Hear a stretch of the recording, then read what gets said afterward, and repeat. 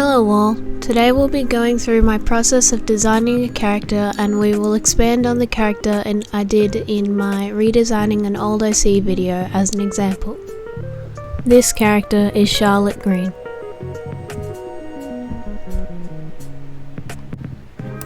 So go get a notebook and a writing tool because we're about to begin. First, when you're making a character, you want to figure out the theme of the character, or what feelings and objects you associate with it. With the character featured in this video, I knew I wanted a cutesy little girl who was fun and bubbly and had something to do with cats. But I wanted that juxtaposition between cutesy and scary to make the character more dynamic.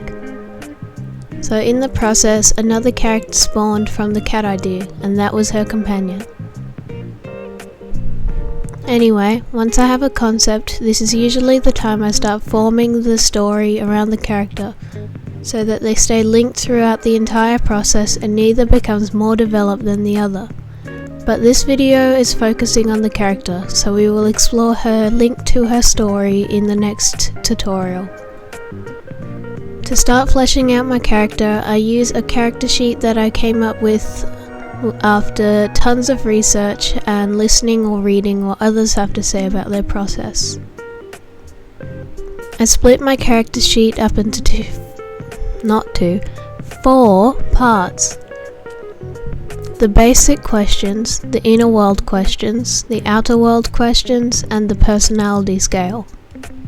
First is the basic questions, which include name, gender, nicknames, age, special skills, occupation, appearance, which we will go into more detail later in the video, music taste, theme songs if they have them,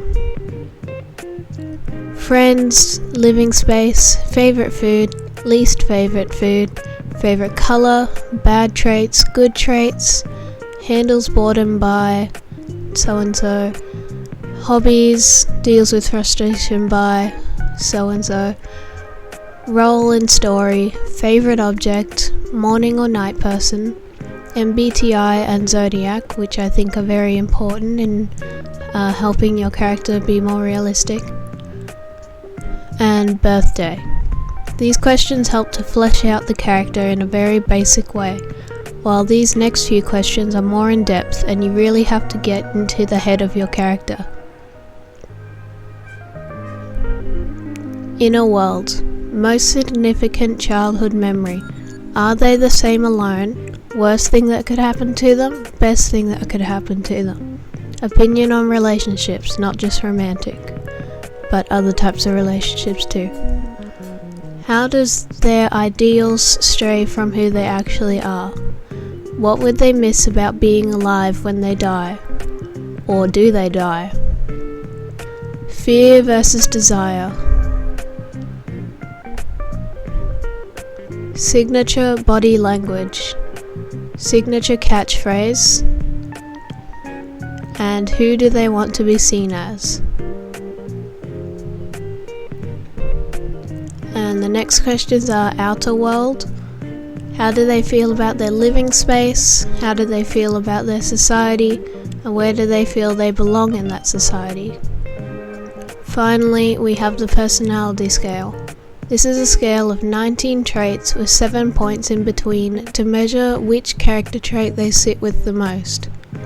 It includes extrovert versus introvert, honest versus deceptive, chaotic versus predictable, confident versus shy, humble versus conceited, selfless versus selfish, organized versus messy, humorous versus serious, critical versus creative, logical versus irrational, not reactional, oh my god, I can't speak. Optimistic versus pessimistic, patient versus short-tempered, trusting versus suspecting, lazy versus productive, book smart versus street smart, health nut versus sweet tooth, awkward versus charismatic, loyal versus backstabbing, and reserved versus reckless. I always write all of these character planning on a piece of paper next to the character design, and with whatever leftover space there is, I write a bit of extra backstory which will eventually go into a Google document or a Word document for writing out their story. Now remember how I said that finding the personality types, aka MBTI and Zodiac, or if you want Enneagram or some other type, helps the character's personality be more realistic. This is so that they aren't a mishmash of personality traits, and they are actually personality traits that often show up next to each other. Another way to do this that helps you find your character's role in their story as well is using archetypes. Character archetypes are a recurring pattern of traits for a character role that we see in fiction. For example, let's look at Carl Jung's, I think that's how you pronounce it, archetype list, which includes the artist, the innocent, the sage, the explorer, the outlaw, the magician, the hero, the lover, the jester, the everyman, the caregiver, and the ruler.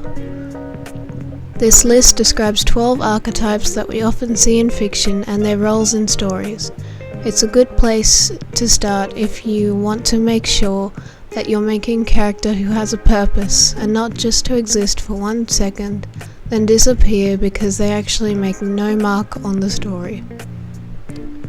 Although it will do you well to remember that all characters who are rounded out properly should have a few traits that may fall into a different category of their archetype.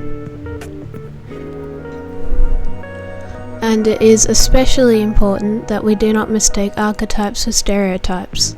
A stereotype is an oversimplification, and usually a negative depiction of a type of person, and is often harmful. So please try to stay away from those. We will discover what Charlotte's archetype is and how it links into her story in the next video. Another important thing that can help inform a character and their story is the relationships they have with each other. Character relationships can cause conflict in a story or can help it move along. Each character relationship can fall under a different type of relationship. These include acquaintance who get along but aren't exactly friends, friend who get along on a closer level, enemy who do not get along on a close level, romantic even closer than friends, colleague who work together whether they like it or not, and family who are usually blood related but there are found families. Within these main dynamics, there is a role that each character plays in the relationship, such as a friendship. There may be a mother friend and a funny friend. I recommend that you create a color-coded relationship web to keep track of your characters' relationships. As I mentioned before, there are 2 characters we will be looking at in this video. This is Charlotte and her companion Rainbuttons. She and Rainbuttons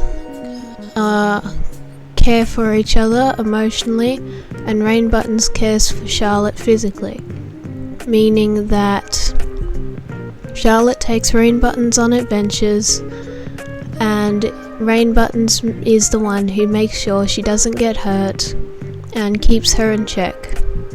If Charlotte disagrees with Rainbuttons on something, or if Charlotte gets hurt, it will affect Rainbuttons negatively and cause conflict, which is the groundwork for a story. Next we have character design. In the last video I mentioned briefly how I designed Charlotte, but I will be going more into depth and explore the differences between the old Charlotte and the new Charlotte. A character's design is very important as it can tell you a lot about them. I will list off a few different ways you can start designing your character. Number 1. Form a silhouette first from basic shapes using shape language, which we will talk about later, and fill in from there. 2. Create a Pinterest board or some type of picture collage of the aesthetic or vibe you get from the character.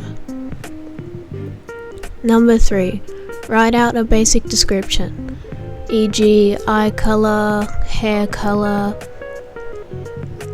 do they wear glasses, what's their skin color, clothing style, weight/build, height, and health status. If you're starting with a silhouette, you want to use big shapes to create something unique, keeping shape language in mind. Circles represent a soft, calm, or bubbly character, and triangles are sharp, quick, evil, or smart, and squares are dependable, strong, or brave. The more of one shape you have, the more dominant those traits are in your character. Or you can subvert expectations, for example, having a character be made of squares and triangles, but they're actually physically weak and not smart. It's good to play around with it and see what you can come up with, and when it's time to fill in the silhouette, just remember if you have any props, you want them to link to the story. Make the outfit practical, but also have some fun with it. If you're starting from a picture collage, then you don't want to copy from any one particular picture. Try to mix up the pictures and use them as only basic inspiration. See how creative you can get by mixing odd things together that both match the character and serve the story. This is a good way to play with color schemes, because if you go with a certain aesthetic for your character, you could go with the typical color scheme, or you can make the character with more unique colors not usually seen in that type of aesthetic. If you're starting from a written character design, if you eventually draw it, you may find that it's easier to picture the character when you're not just looking at a blank page. You must remember that you don't have to stick to your plan 100% if it doesn't look right. The color scheme might be off, or if it's too much detail, or if there's too little detail. Charlotte's design suffered from being too little in detail.